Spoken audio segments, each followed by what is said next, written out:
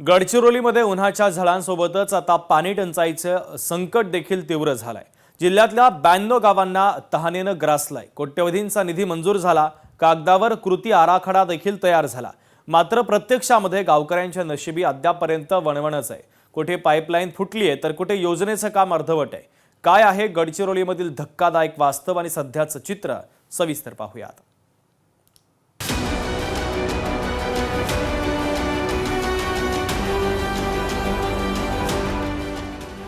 92 गावं तहानेनं व्याकुळ, 10 कोटींचा आराखडा मंजूर, निविदा स्पर्धेत कामाचा बट्ट्याबोळ।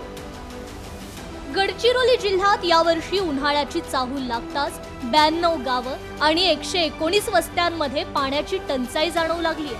जिल्हा प्रशासनानं या समस्येवर मात करण्यासाठी 10,13,70,000 रुपयांचा कृती आराखडा मंजूर केला, मात्र कागदावरचा हा आकडा गावकऱ्यांची तहान भागवण्यात अपयशी ठरला। मोठ्या गावांच्या पाणीपुरवठा योजनांच्या दुरुस्तीची कामं अजूनही सुरू झालेली नाहीत, त्यामुळे शुद्ध पाणी मिळणार कधी हा प्रश्न आता उपस्थित होतोय। याचं जिवंत उदाहरण म्हणजेच चामोर्शी तालुक्यातील घोट हे गाव।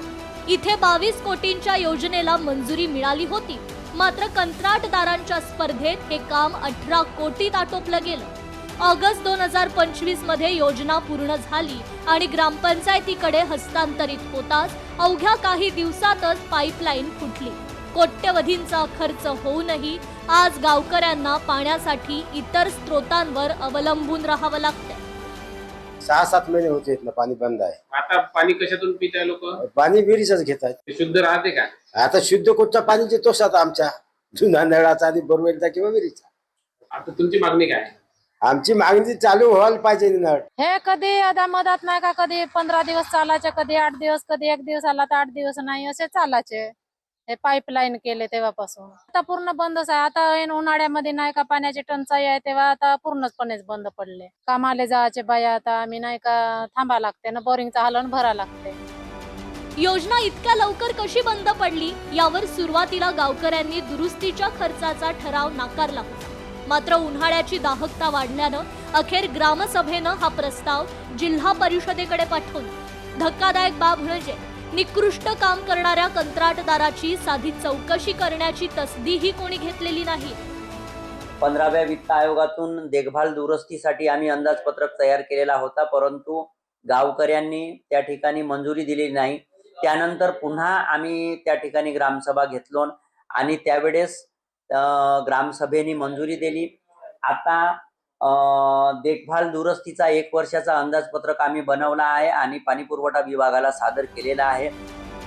वास्तविक पाहता एवढ्या लवकर पाणी पुरवठा योजनेचं पाईपलाईन खराब होणं अपेक्षित नव्हतं, मात्र त्याच्या खोलात शिरून ही चूक कंत्राटदाराची आहे का याची तपासणी करण्याची गरज कोणाला वाटली नाही।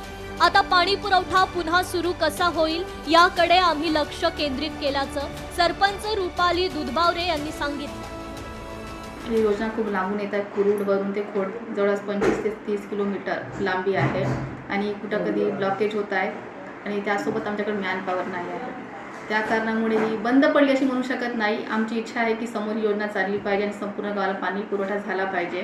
त्यासाठी आम्ही ग्रामपंचायत परिपूर्ण प्रयत्न करता आणि त्याच्यावर आम्ही अंदाजपत्र तयार केलेलं आहे। ते अंदाजपत्र तयार करून आम्ही टेंडर टाकू आणि ती योजना चालू करायचा आमचा विचार चालू आहे। घोट गावासारखीच परिस्थिती जिल्ह्यातील इतर अनेक गावांची आहे। कृती आराखड्याचा दुसरा टप्पा संपत आला तरी योजना दुरुस्त झालेल्या नाहीये। आता तिसऱ्या टप्प्यात तरी प्रशासनाला जाग येईल का आणि गडचिरोलीच्या दुर्गम भागातील जनतेला शुद्ध पाणी मिळेल का हा मोठा प्रश्न आहे। या नळ योजनेवरती असलेले 3 गावं जे आहे ते पाणी टंचाईचा सामना करत आहे।